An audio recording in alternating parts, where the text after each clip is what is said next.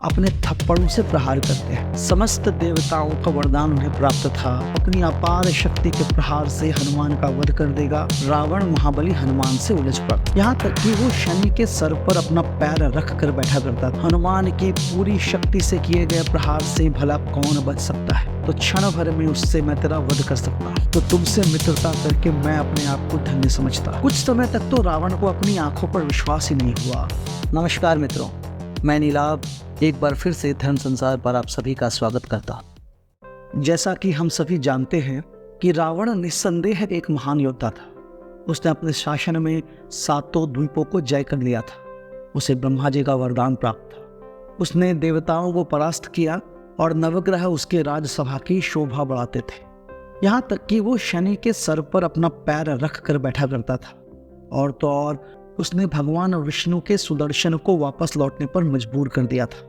उसका वीर रूप ऐसा था कि उसके साथ अंतिम युद्ध करते समय स्वयं श्री राम ने कहा था कि आज रावण जिस रौद्र रूप में है उसे पराजित करना समस्त देवताओं के साथ स्वयं देवराज इंद्र के लिए भी संभव नहीं।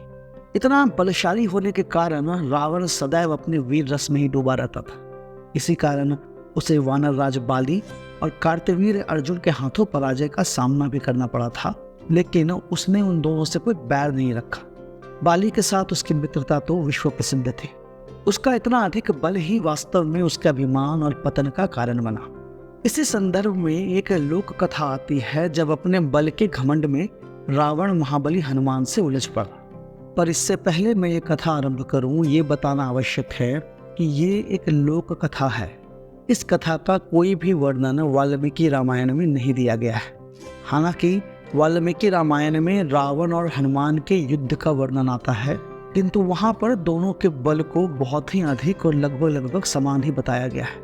उस विषय में हम एक वीडियो अलग से प्रकाशित करेंगे, किंतु ये जो वीडियो है ये उस लोक कथा पर आधारित है जो जनमानस में प्रसिद्ध है। अब हनुमान जी के बल के बारे में कहने की तो कोई आवश्यकता नहीं है। उन्हें स्वयं रुद्रावतार माना गया है। समस्त देवताओं का वरदान उन्हें प्राप्त था और विश्व का कोई भी अस्त्र उन्हें नुकसान नहीं पहुंचा सकता था। लक्ष्मण के प्राण बचाने के लिए उन्होंने बात ही बात में पूरा पर्वत शिखर उखाड़ लिया था। श्री राम और लक्ष्मण को मुक्त करवाने के लिए उन्होंने अहिरावण का वध किया था। औरों की क्या बात है, श्री राम के लिए तो वो स्वयं महादेव से टकराने में पीछे नहीं हटे थे। हनुमान और रावण दोनों महाबली थे, किंतु जहां हनुमान अपार बल के स्वामी होने के बाद भी सदैव विनम्र रहे, वहीं रावण सदैव अपने बल के घमंड में दूसरों का अहित ही करता रहा। इसी बल के अभिमान में उसने माता सीता का हरण किया और अपने सर्वनाश को निश्चित कर लिया। जनमानस में जो लोक कथा प्रसिद्ध है उसके अनुसार लंका युद्ध के समय अपने बल के मद में रावण ने महाबली हनुमान से एक शर्त लगाई कि दोनों में से कौन अधिक शक्तिशाली है, किंतु अब इसका निर्णय कैसे हो। तब रावण ने पुनः अभिमान में कहा कि रे वानर, संसार में ऐसा कोई दिव्यास्त्र नहीं है जिसका मुझे ज्ञान नहीं। उनसे भी ऊपर स्वयं परमपिता ब्रह्मा का दिया हुआ महान अस्त्र ब्रह्मास्त्र भी मेरे पास है। यदि मैं चाहूं तो क्षण भर में उससे मैं तेरा वध कर सकता हूँ, किंतु यदि बात बल की हुई है तो बाहुबल की परीक्षा करना ही उचित होगा। तब यह तय हुआ कि दोनों बारी बारी से एक दूसरे पर मुष्टि प्रहार करेंगे और जो उसे बिना किसी कष्ट के झेल लेगा वही अधिक बलशाली कहलाएगा। दोनों इस बात के लिए सहमत हो गए। पहले प्रहार के लिए रावण ने हनुमान को आमंत्रित किया, किंतु हनुमान जी ने हंसते हुए कहा कि हे वीर, मैं इस समय तुम्हारे साम्राज्य में हूँ और राजा होने के कारण भी तुम्हारा पहले प्रहार करना ही न्यायोचित होगा। अब रावण उत्साह में भरकर तैयार होने लगा। दूसरी ओर हनुमान भी अपने बल को एकत्र कर रावण का प्रहार झेलने के लिए वीरासन में बैठ गए। रावण ये सोच रहा था कि यह अच्छा मौका है जब वो अपनी अपार शक्ति के प्रहार से हनुमान का वध कर देगा और फिर श्री राम की सेना में कोई और महावीर नहीं होगा। यही सोचकर उसने अपनी पूरी शक्ति से हनुमान पर भीषण प्रहार किया, किंतु आश्चर्य, देवों तक को पछाड़ देने वाले उसके शक्तिशाली प्रहार को हनुमान सहज रूप से झेल गए।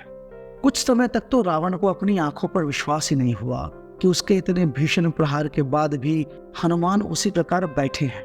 उसका अभिमान टूटने को आया, पर उसने सोचा कि अभी उसके पास एक अवसर है यदि वो हनुमान के प्रहार को झेल गया तो दोनों के बल को समान ही माना जाएगा और उसका अपमान भी नहीं होगा।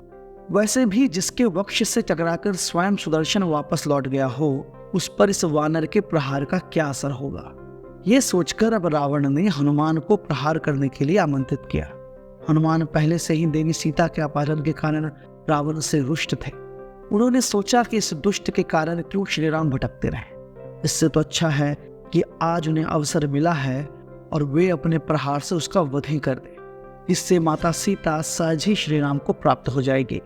यह सोचकर उन्होंने रावण पर प्रहार करने के लिए अपनी पूरी शक्ति से अपनी मुष्टिका उठाई।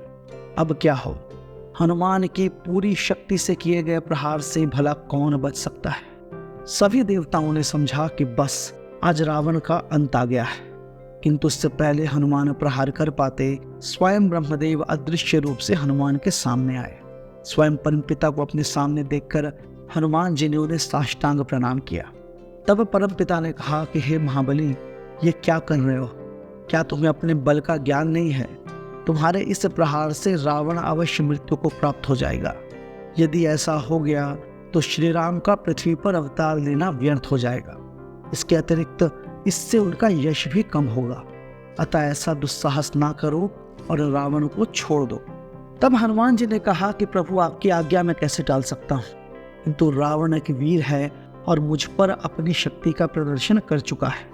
अतः अब यदि मैंने उस पर प्रहार ना किया तो उसका अपमान तो होगा ही, साथ ही श्री राम को भी उसके वध का वैसा यश नहीं मिलेगा।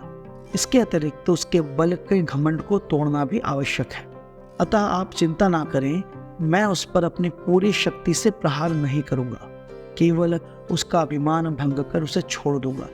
हनुमान द्वारा आश्वासन दिए जाने पर ब्रह्मदेव ने उन्हें आशीर्वाद दिया और वहां से चले गए। तब हनुमान जी ने केवल रावण के अभिमान को तोड़ने के लिए अपने बल के चौथाई अंश द्वारा उस पर प्रहार किया। हनुमान के चौथाई अंश के प्रहार का प्रभाव में ऐसा था कि रावण रक्त वमन करता हुआ कुछ समय के लिए मूर्छित हो गया। ऐसा अतुल बल देखकर रावण के मन में हनुमान जी के प्रति आश्चर्य के साथ साथ सम्मान भी उत्पन्न हो गया। तब उसने हनुमान की प्रशंसा करते हुए कहा कि हे महाबली, तुम्हारे बल की जितनी भी प्रशंसा की जाए वो कम है।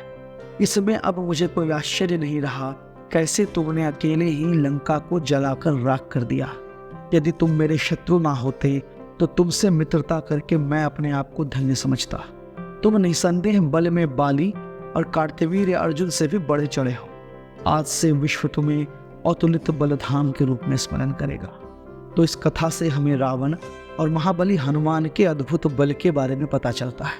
वीडियो समाप्त करने से पहले मैं एक बार फिर से बता देना चाहता हूँ कि यह सिर्फ एक लोक कथा है और ऐसा कोई भी वर्णन हमें वाल्मीकि रामायण में नहीं मिलता। वाल्मीकि रामायण में रावण और हनुमान के बीच के युद्ध का वर्णन है, जिसमें वे दोनों एक दूसरे पर अपने थप्पड़ों से प्रहार करते हैं। उस कथा के बारे में वीडियो हम कभी और प्रकाशित करेंगे। क्या आप इस कथा के बारे में पहले से जानते थे? यदि आप जानते थे तो हमें कमेंट में अवश्य बताएं। यदि आपको ये वीडियो अच्छा लगा हो तो आप इसे लाइक कर सकते हैं और हमारे चैनल को सब्सक्राइब कर सकते हैं। इस विषय में एक लेख हमने पहले ही धर्मसंसार.com पर प्रकाशित कर रखा है, जिसका लिंक हम डिस्क्रिप्शन में दे रहे हैं। यदि आपकी इच्छा हो तो आप उसे वहां जाकर पढ़ सकते हैं। यदि धर्म संसार के वीडियो आपको ज्ञानवर्धक लगते हों तो आप इसे अपने मित्रजनों और अपने परिवारजनों के साथ साझा कर सकते हैं। हम शीघ्र ही एक नई और रोचक वीडियो लेकर आपके सामने प्रस्तुत होंगे। तब तक के लिए विदा चाहता हूँ। ओम नमः शिवाय।